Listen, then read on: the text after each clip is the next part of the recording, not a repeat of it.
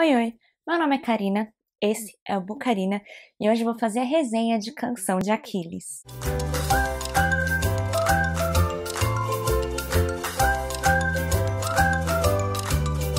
Antes de qualquer coisa, se você ainda não é inscrito aqui no canal, já aproveita e se inscreve e também ativa o sininho de notificações. Dessa forma, o YouTube vai sempre te avisar quando eu postar conteúdo novo por aqui. Também aproveita e me segue lá no Instagram, que eu tô sempre online por lá, ou nos stories, ou postando reels, resenhas em foto, então tem mais conteúdo por lá. Vamos lá, vamos falar de Canção de Aquiles, da Madeline Miller, é um dos meus livros favoritos da vida já, e eu li, tipo, sei lá, no primeiro mês do ano. Esse livro aqui eu descobri porque ele tá estourado em todo lugar, né? É um livro mais antigo já, ele não é recente, mas por algum motivo ele estourou novamente ali no TikTok, fico vendo no Instagram, todo mundo comentando. Então, geralmente eu faço uma leitura conjunta aí com os meus amigos da faculdade, em período de férias, né, janeiro, julho. E aí, como tava chegando esse período, eu falei, gente, vamos ler esse livro? E aí todo mundo concordou e pegamos pra ler. O que eu tinha de expectativa pra ele é que esse é um livro muito tocante, que eu ia chorar. E era isso.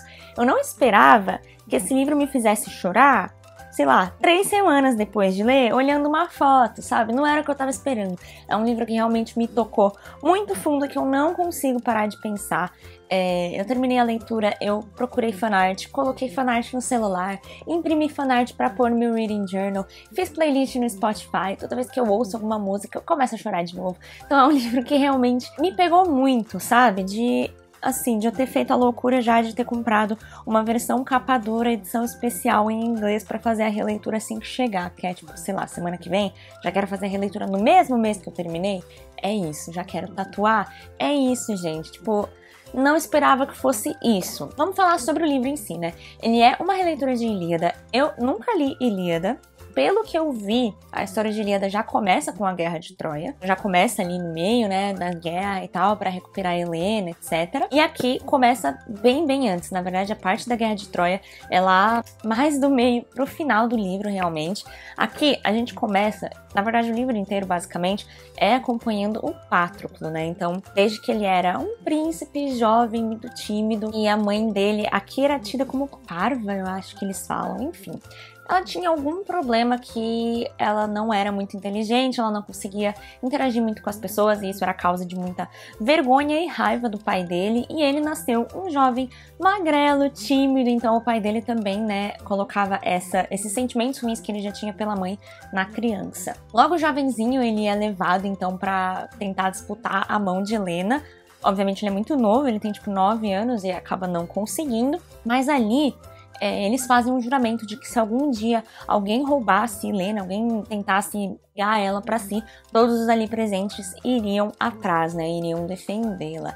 Eles fazem esse juramento porque, como tem muitas pessoas ali no meio tentando a mão dela, eles percebem que mesmo que eles deixam a escolha para a Helena, então ela decide com quem ela vai se casar, mas eles percebem que a partir do momento que ela escolher alguém, os outros podem simplesmente ir lá e matá-la. Então, antes que ela escolha, eles fazem esse juramento de que eles vão proteger Helena e também honrar, né, a escolha dela. E o Patroclo, tadinho, tá lá no meio.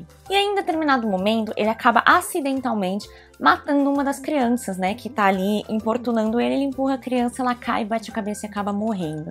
E como é uma criança, assim, importante, né, de família, importante, o pai acaba exilando o Patroclo, então, mandando ele embora. E ele vai pra Fítia, né, que é o reino do Aquiles e do pai dele, que é o Peleu.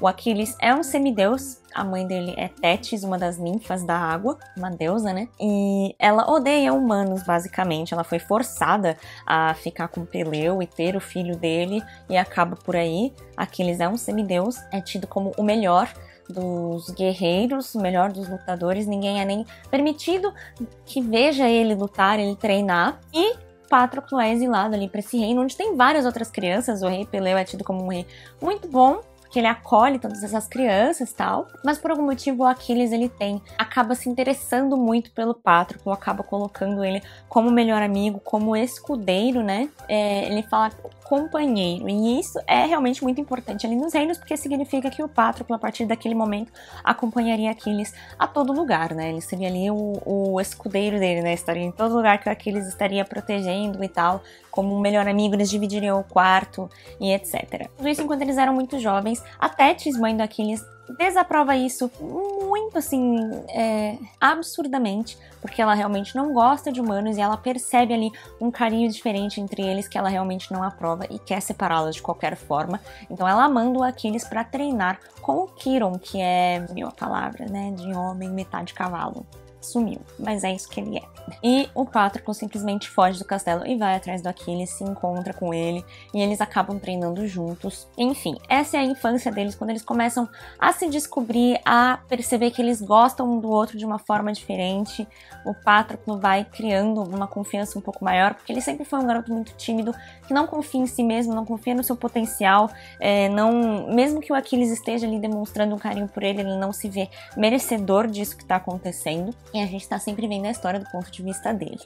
Enfim, e aí todo mundo sabe o que acontece, né? Em determinado momento, Helena é levada pra Troia e a guerra é instaurada. Eu não vou falar muito, assim, da história, né? Dos pormenores que acontecem antes dos dois irem pra essa guerra, porque é muito legal você acompanhar a história aqui aos pouquinhos, porque a gente vê esse amor florescendo na infância, né? Tudo muito inocente, muito suave, uma coisa bem verão. É difícil, mas assim, toda vez que eu penso na história deles quando eles eram crianças, enquanto eles estavam no castelo, enquanto eles estavam com o Chiron, me vem na cabeça esse verão, os dois correndo pela areia ou entrando no mar, sabe? Essas coisas bem jovens, florescendo aos poucos. E quando eles acabam tendo que ir pra guerra, tudo muda. Eles amadurecem de uma forma muito mais rápida e muito brusca, porque eles são obrigados a fazer isso. E na guerra, finalmente, o Aquiles, ele consegue mostrar e demonstrar todo o seu potencial como lutador, né? Como um guerreiro, como o melhor dos guerreiros. Porque todos colocam nele uma grande expectativa de que ele vai resolver e vai salvar tudo. E com isso, ele acaba se tornando muito egocêntrico, né? Bem soberbo, porque tudo isso sobe a cabeça dele, todas essas promessas de glória que a mãe, inclusive, faz pra ele o tempo inteiro. O tempo inteiro dizendo que ele vai ter muita glória, que o nome dele vai ser muito grande, e ele vai com essa certeza de que as pessoas precisam muito dele, que sem ele nada vai se resolver, e isso é o que acaba envenenando toda a história no final. O Patroclo, ele não é um guerreiro, ele não se vê ali na guerra, mas ele ama o Aquiles acima de tudo e vai segui-lo, né, até o fim do mundo. Então, se ele vai pra guerra, o Patroclo vai junto. Inclusive diz pro Aquiles que, olha, mesmo que você fique, que você não demonstre o seu poder, que você não tenha nomes gigantescos, ele pra mim ainda tá tudo bem, eu ainda vou te amar. E o Aquiles aquece, ele sabe que é isso, mas para ele não é o suficiente, ele precisa da glória, ele precisa do nome. Então os dois vão juntos. E não sei se tem como falar muito mais sem dar muitos spoilers. Assim, quem já conhece Ilíada provavelmente já sabe pelo menos o final da história, né? Mas aqui ele é narrado de uma forma muito doce, é tudo narrado do ponto de vista do Patroclo, vendo Aquiles indo pra guerra todos os dias e voltando ensanguentado com o sangue dos inimigos, mas ainda assim sorrindo, sabe?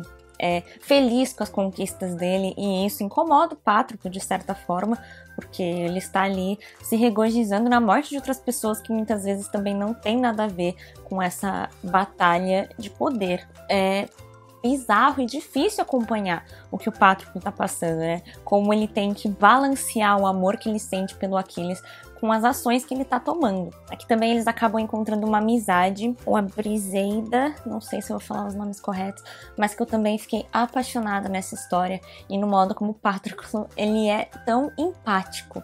E, pra dizer a verdade, em determinado momento do livro, eu fiquei muito incomodada com o Aquiles, porque eu sentia que tudo que estava dando errado, ele podia consertar, sabe? Com uma palavra, com uma mudança de postura, as coisas podiam ser diferentes, mas não, porque ele tinha aquele ego gigante e a necessidade de ter essa glória acima de tudo, e o orgulho dele era algo que ninguém podia ultrapassar, nem mesmo o Patroclo. Nada era o suficiente para ele se rebaixar e voltar atrás nas coisas que ele disse, sabe? Então isso me incomodou muito, porque eu terminei o livro, ao mesmo tempo que eu tava me debulhando em lágrimas, estava muito triste, eu tava com ódio, sabe? E isso é ainda mais difícil, porque eu demorei muito mais tempo para parar de pensar na história, para aceitar as atitudes que o Aquiles tomou e compreender ele também, sabe? Eu realmente quero fazer essa releitura, como eu comentei, pra já notar essas nuances, porque assim, da mesma forma que, ok, essas atitudes foram erradas e ele era muito orgulhoso e não voltava atrás das coisas que ele fazia. Isso foi o que ele sempre conheceu, né? Então, desde que ele nasceu, ele era o semideus, o guerreiro mais forte. Todo mundo tava ali o tempo todo instilando essa coisa nele de que ele era o maior, que ele ia ser o maior, que ele ia ter muitas glórias, mais glórias que todo mundo. Então, ele não sabia ser de outra forma. O que também, então, demorou um tempo pra isso se assentar em mim, porque eu realmente tinha bastante raiva do que aconteceu no final. E o final em si, né, gente? Como eu disse, eu não li Ilíada. Eu também não sei se eu sinto vontade de ler, porque depois disso aqui, eu sei que provavelmente quando eu for ler Ilíada, não vai ser isso, né? Não vai ter essa narrativa focada nesses dois personagens. Provavelmente é uma coisa muito sutil e subjetiva, né? Porque é como dizem, não é uma coisa escrachada, é algo que as pessoas supõem, e por isso, inclusive, Madeline Miller fez essa história, porque os dois tinham uma relação muito forte, e ela resolveu explorar isso, mas, inclusive, em Ilíada, há um momento em que eles dizem que a guerra ali, o embate, né, entre o Aquiles e o outro rei, que eu já esqueci o nome, Agamenon, eles dizem que o motivo ali do embate deles é porque o Aquiles estava apaixonado pela Briseida e aí, quando Agamenon a levou, ele decidiu acabar com tudo. E aqui no livro, essa história obviamente não é assim, né? Então, não sei, acho que se eu ler Ilíada não vai ser por agora, porque eu não quero que o que eu sinto com esse livro no momento interfira na minha leitura de Ilíada, entende? Então não é uma coisa que eu sinto vontade de ler no momento. Conheço a história, acho que todo mundo conhece por alto, porque tem muitos filmes, muitas obras relacionadas a esse período da Guerra de Troia e tal. Então eu sei o que acontece, mas eu nunca li certinho, né? Eu também não tenho vontade de ler no momento. Mas enfim, o final do livro era algo que eu não estava esperando do jeito que aconteceu, porque eu estava muito focada em lendas e tal sobre Aquiles, como o calcanhar de Aquiles, que inclusive a própria autora fala no final do livro que não é uma coisa canônica, não é o negócio do calcanhar de Aquiles, não é algo que tem ali em Ilíada, é uma lenda popular que se consolidou mais pra frente, né, mas não é algo assim canônico da história, então não tem isso nesse livro, já entre sabendo disso que te poupa ali de algumas expectativas, e eu estava com uma expectativa que pelo menos assim, fosse acontecer em uma ordem diferente do que aconteceu, então quando os acontecimentos finais realmente, assim, emergiram, eu fiquei muito pasma e eu ficava chorando o tempo inteiro. Nossa, foi, assim, difícil. E aí, então, no final do livro mesmo...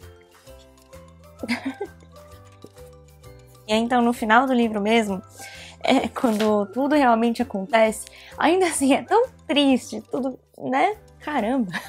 Quando tudo já acabou, quando essa guerra meio que já foi encaminhada, ainda assim, as coisas pela que o Patroclo passa ainda, depois de tudo acabar, é muito ultrajante, sabe? Ver como ele é considerado pelas outras pessoas. Apesar de tudo que ele fez, de toda a empatia que ele demonstrou durante todo esse período com todas as pessoas, ele ainda é tratado como menor, como insignificante. E, enfim, isso é o que me deixou ainda mais triste lá pro final do livro, mas o final mesmo, assim, a última página, deixou tudo em harmonia e me deixou em paz com a história, né? E com uma das personagens também que eu passei o livro inteiro odiando, o final do livro, assim, pelo menos deu um closure, né? Um fechamento ali que eu entendi a personagem, que eu aceitei as coisas que aconteceram. Enfim, gente, não tem muito mais assim que eu consiga falar sobre esse livro sem entregar totalmente a história. As coisas que eu comentei até o momento são ou realmente o comecinho do livro, porque a parte assim que eles vão treinar com o Kiron e tudo mais é tipo isso aqui. E aí depois já começa toda essa preparação para a Guerra de Troia, coisas que acontecem antes e tal.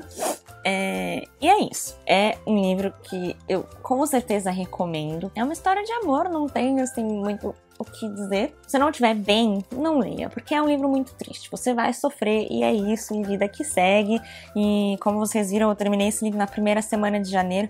A gente tá aqui na última semana de janeiro e eu ainda tô chorando. Toda vez que eu falo desse livro, eu me emociono. Gente, vim fazer um adendo aqui pra vocês rapidinho. Já sou eu do futuro, né? Eu gravei essa resenha acho que 1, 2 semanas atrás. E voltei aqui pra fazer um adendo de que eu realmente me apaixonei muito por esse livro. Vim mostrar a tatuagem que eu fiz sobre Canção de Aquiles pra vocês. Eu fiz, tipo, ontem, então ela ainda tá um pouquinho inchada, um pouquinho vermelha, mas já dá pra ter uma noção. Eu queria incluir ela no vídeo pra deixar aqui registrado. Então eu espero que vocês estejam conseguindo ver. Eu coloquei 2 frases que me marcaram bastante do livro, que é Name one hero who was happy, cite um herói que foi feliz, é uma frase do Aquiles, e o I am made of memories é uma frase do Patroclo, uma das últimas do livro, inclusive, que mexeu muito comigo, essa aqui principalmente. E aí aqui eu coloquei então os dois, o Aquiles aqui e o Patroclo, com todos esses detalhes. Gente, eu tô apaixonada nessa tatuagem, apaixonada demais. É a minha primeira tatuagem relacionada a livros. Eu sempre fico tendo ideias de tatuagens pra livros e aí eu vejo, tipo, pô, vamos supor, ACOTAR, Harry Potter, são livros que eu amo e que eu gostaria de ter tatuagens, mas que já são muito batidos. É difícil você conseguir ter uma ideia muito original sobre esses livros, né? Porque as partes que eu gosto mais as pessoas já tatuaram, já tem todos os símbolos, várias ideias, sabe? E aí eu fico sempre adiando pra ver se eu consigo pensar em alguma coisa minha. Eu gosto de ter uma coisa que eu desenvolvi, não só vi ali uma tatuagem e peço pra fazer igual, sabe? Ou uma frase que todo mundo já tatuou. Então, essa foi a minha primeira, porque eu realmente pensei, peguei várias fanarts que eu gostei, várias fanarts, várias referências, as frases que eu mais gostei, juntei tudo em uma coisa só e levei lá no estúdio Mantra Tattoo. Mas essa aqui em específico é do Lobo Art Tattoo. Vou deixar também o Instagram passando aqui, tanto do Mantra quanto dele. São muito legais, o estúdio é muito bom, muito bonito, muito agradável, muito amigável e aconchegante. E o logo é incrível, gente. Olha essa tatuagem, eu não consigo lidar.